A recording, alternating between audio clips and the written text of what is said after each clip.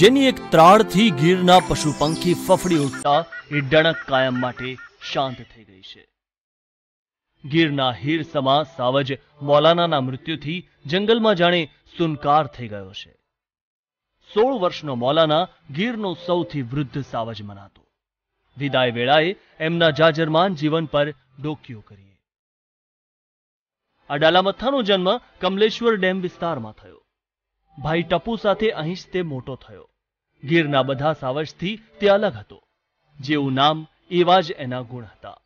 મૌલવી જેવી સફેદ દાઢીના કારણે જ તેને મૌલાનાનું નામ મળ્યું હતું. વળી મળતિયા સ્વભાવને કારણે ગીરના લોકોમાં એ ખૂબ જ ચહીતો હતો. એની શિકારની સ્ટાઇલ પણ સાવ અલગ જ હતી. ગીરના જંગલમાં તેનું સારું વર્ચસ્વ હતું. કનકાઈથી કેરંભા સુધી તેનું સામ્રાજ્ય હતું. ભલભલા ડાલામથ્થા તેના રાજમાં પગ મૂકતા થરથરતા હતા. એક સમયે તેણે 39 સભ્યોનો પરિવાર બનાવી લીધો હતો.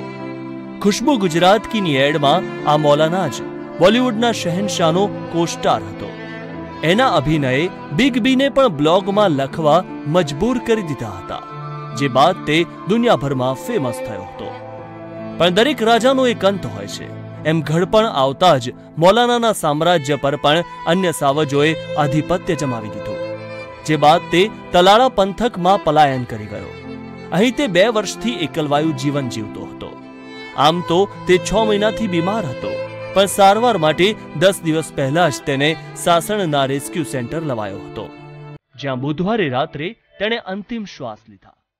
મૌલાનાની વિદાયથી ગીરને મોટો આઘાત લાગ્યો છે. પણ એક સારી વાત એ છે કે આજે તેની ત્રીજી પેઢી અહીં ઉછરી રહી છે. એના દર્શનમાં હંમેશા મૌલાના જીવતો રહેશે. ટીમ ગુજરાત, દિવ્યભાસ્કર.com